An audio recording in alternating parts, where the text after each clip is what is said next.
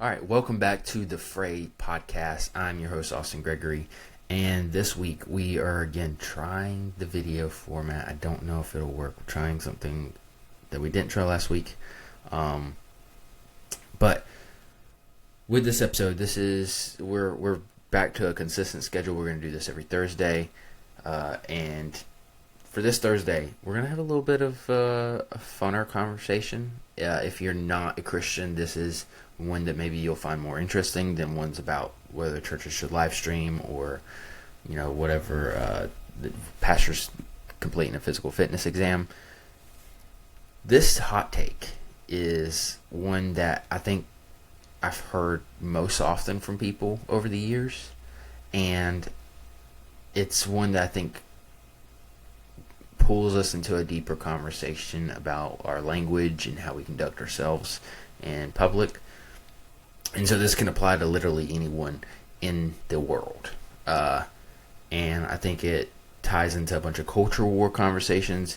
Point being, though, if you're new to this series, we are taking hot takes that are submitted or that I've thought of or I've heard over the years, and I'm riffing off of them. I have no notes. If you know me, you know that's very uncommon. Anytime I publicly speak, I like to have kind of what I'm going to say written out word for word, pause for pause.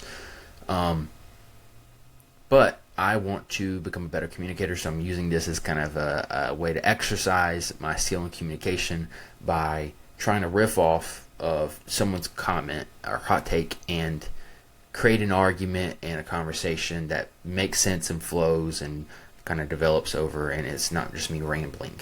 So today's hot take is a fun one. It's simply cussing isn't a sin. That's it. Now, what I think this hot take gets at is this idea of can language be good or bad? I know growing up I was taught that there are certain words you do not say. They are just inherently evil, and hence the idea of cussing. But then as you get older, you start thinking through and you're like, is that word really bad? Is it actually inherently evil? And then maybe there's times where you feel like you need to use some strong language, and maybe it's not as black and white as we were led to believe as children. Now, with saying that, I do want to say this because I was a youth pastor. Anytime a student would tell me this, or someone who is still living at home with their parents, and I say someone because it's not always a kid, sometimes it's still an adult, my advice to them was always, regardless of whether you think cussing is a sin or not, if it's a sin to your parents, you need to respect your parents and not cuss. So this is not, what is said further is not an excuse for you to go around just dropping the F-bomb everywhere because you're like, well, Austin said it's not cussing's not actually like a sin. I'm not gonna get on board with that. So if you live under your parents' roof and your parents say, hey, you're not allowed to say this word, and this word, you don't say those words. That is a sin. That is you missing the mark in respecting your parents who is, are providing your food and shelter. But another thing that this made me think of is how language develops over time. Things that are cuss words today have not always been cuss words. And I think we got to understand. I sometimes wonder how illiterate, and I'm not meaning that word in like a derogatory way, but sometimes I wonder how illiterate specifically people in the church actually are, and how much they just don't understand language.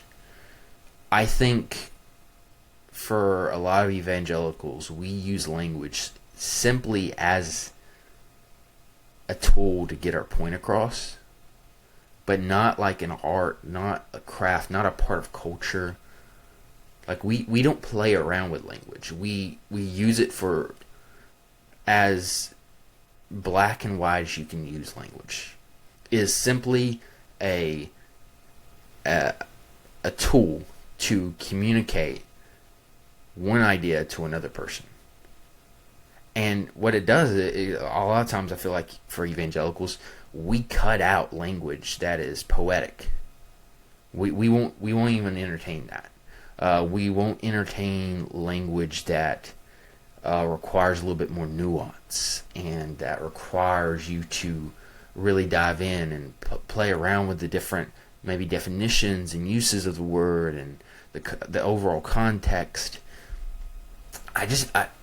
This is maybe a weird take to say, but I just don't think Christians are good at language in general.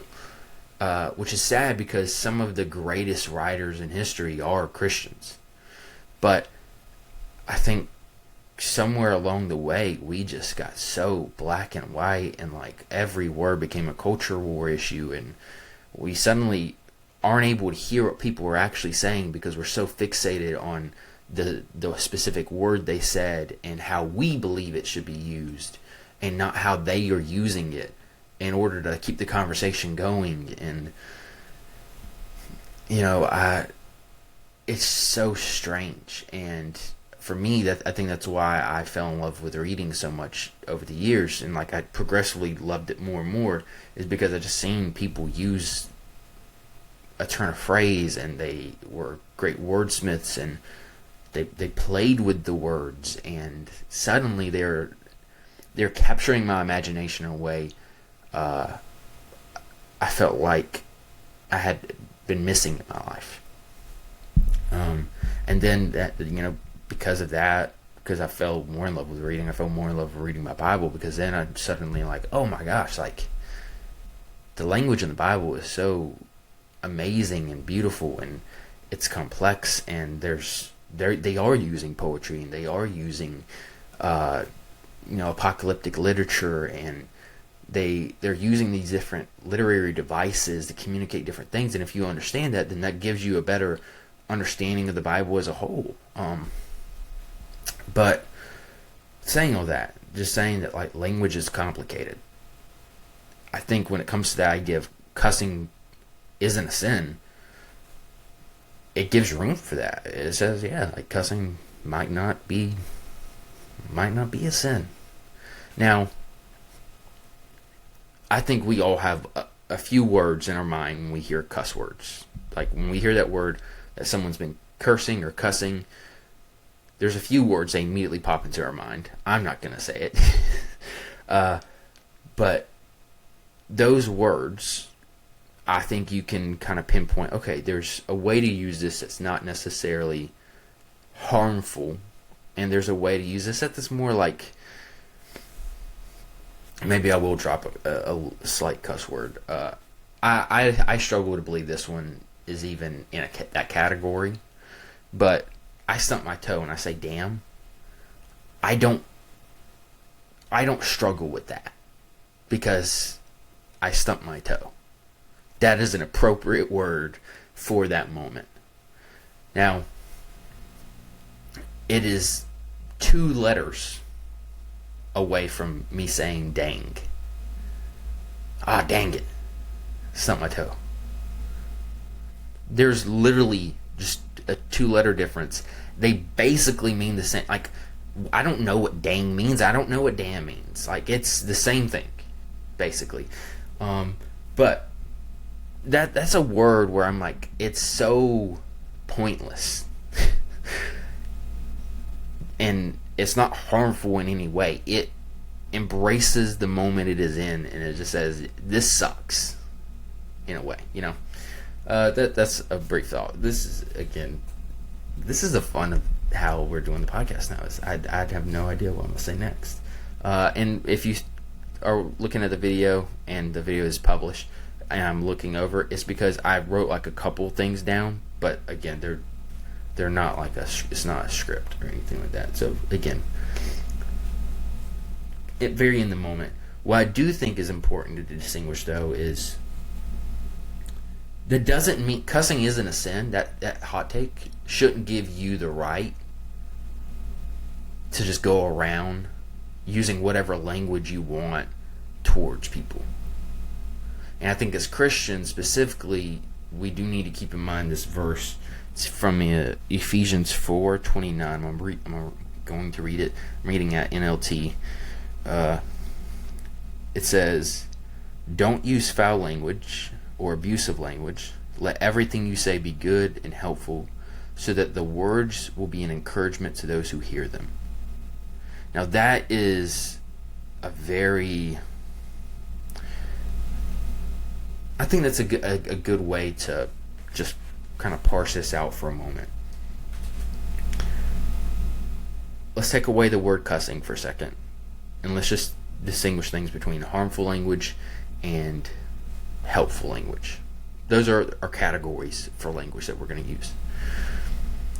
Harmful language is language that is used to tear people down. And helpful language is language that's going to help build them up. Now, there is some language that may at first glance seem harmful, but it is helpful. Me telling you some things in tough love, that is helpful. You need some tough love from time to time. I need some tough love from time to time. So it's going to require some language that's a little bit more direct and a little bit more like a punch in the gut. But especially within a context of a loving relationship over years and years, that language is helpful. All right? Or that use of language is helpful. Harmful language is, I think, what you see a lot of people who do use this statement that cussing isn't a sin.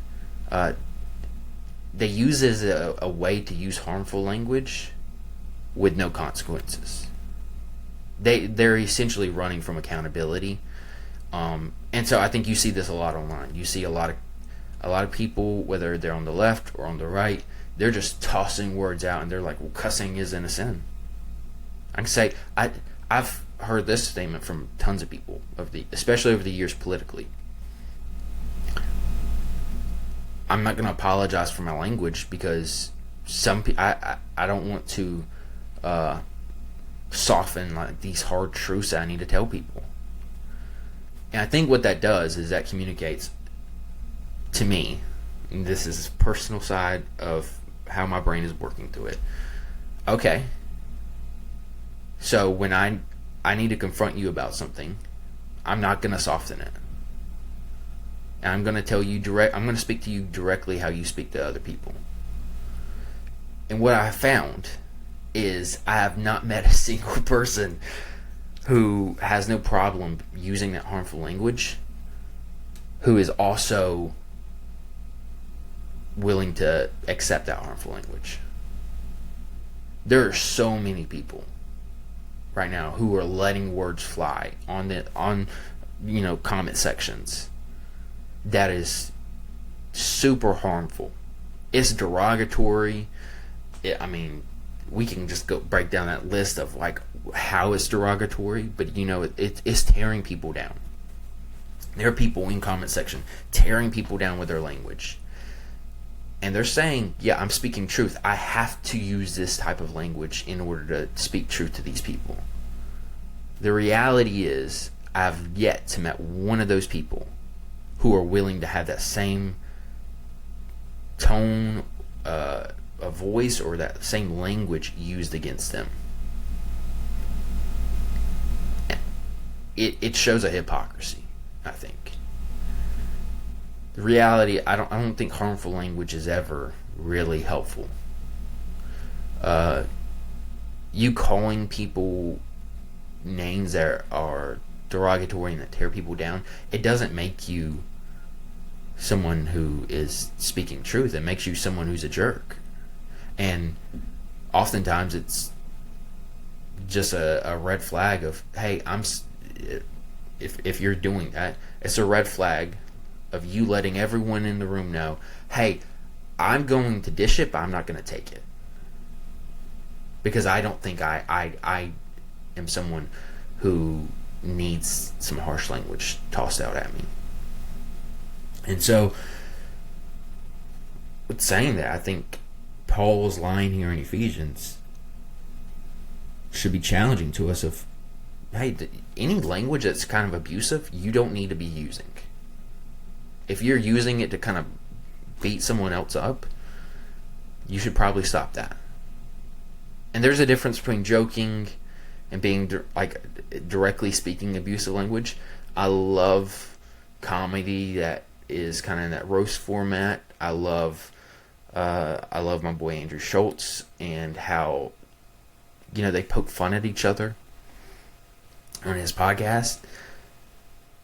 And there's a time and place for stuff like that. But there's also a discernment quality that needs to come in, especially if you're a Christian, to say, hey, I can joke around like this with people I know. I don't need to be in the comment sections, or I don't need to be talking to a stranger at Walmart and they are clearly living some type of lifestyle I don't agree with, and so I'm going to use some derogatory words that are going to beat them up and tear them down. That's not okay. Instead, I think about the type of presence I want to be in someone's life. I would like, and I don't think I always live up to this. I know I don't always live up to this. But when I think about my goal in people's life is I want to show them the love of Jesus in a way that calls them to Jesus. That makes them attracted to Jesus. And that doesn't mean I'm a coward when I need to speak truth. You speak truth, 1,000%.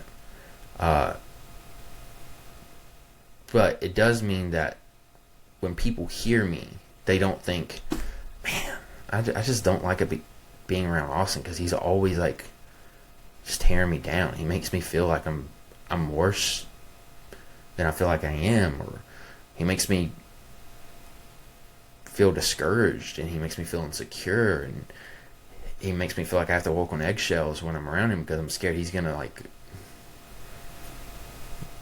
verbally beat me up. I don't want to be that type of presence in someone's life, and I don't think for any Christian you should aspire to be a type of presence like that in someone's life. You should be someone who is inspiring and who is encouraging and who builds people up. And if there's a time where you have to kind of help tear someone down, it's not because you're on some rampage with your personal opinion about the world and your gripes with it, but it should be because there's something really devastating in someone's life and they need it called out, and God's going to use you in a certain way to help expose that. Now, that again, with saying that, I always have to clarify that doesn't mean you just take the filter off. You should always have a filter on, 1,000%. The reason I say that is because you are a sinful human being. I always want to have a filter on because I know how deep sin goes into my heart and into my mind. And so if I just let the filter off and I said whatever the frick I wanted to say, then there's going to be a ton of damage done. And it's not going to be helpful for the kingdom, and it's not going to be helpful for my presence in people's lives. It's not going to be helpful for me in my own headspace, If I had no filter for what I'm saying to myself, my God, I'm doomed. And so, yeah, you need to have a filter. Cussing might not be a sin, but you need to have a filter. Don't be using harmful language that's abusive and tearing people down constantly. And, this also makes me think of, I had a youth pastor for like a few months. My family went to another church for a little bit when I was in high school. And this youth pastor, he was talking about sexual sin. And he posed this question. He's like, kids always ask me, how far can I go? Like, how far can I go without it being sin? Like, And his response always back was, shouldn't your question be how close to Jesus you can be? And I thought that was a fun little twist on it of, a lot of times with sin, I'm trying to figure out where the line is and how close to that line I can get without crossing it. And I think with language we do the same thing of, how far is too far? Like, how far can I go without being abusive and like falling into that category with my language? And I think we need to reframe it and say, how close to the way Jesus spoke to people can I get? No, yeah, Jesus used language that, like, it was kind of offensive, 1000%. But that doesn't mean you always know when to use that kind of offensive language that's going to be helpful. And it doesn't also mean that you're using it the right way. Like Jesus, when he's using offensive language, he's using it to religious people. Now, I know religious people who use offensive language, and they use those examples of Jesus as their like example for giving them permission to use harmful language or offensive language, and but they're using it against non-religious people. They're like being abusive with their language and offensive with their language towards people who aren't in the family of God. Jesus was using it with people who were in the family of God. They're religious leaders, they're teachers, they're people, they were his peers. I think we forget that. Like Jesus, he knew the other Pharisees and the Sadducees and the other teachers of the law. He was one of them. He's in that camp. He's a rabbi. And he's 1000%, like, these are his boys that he grew up with, that he came up with, he learned how to teach with. And so when he's using this offensive language, he's using it with people. He's like talking to John, his boy that he grew up with, that he like went to rabbinical school with, and it's like, yo, John, you're a brood of vipers. Like, you're a hypocrite, John. He's speaking to people he knows, that he's probably known for years and years. They're not nobodies.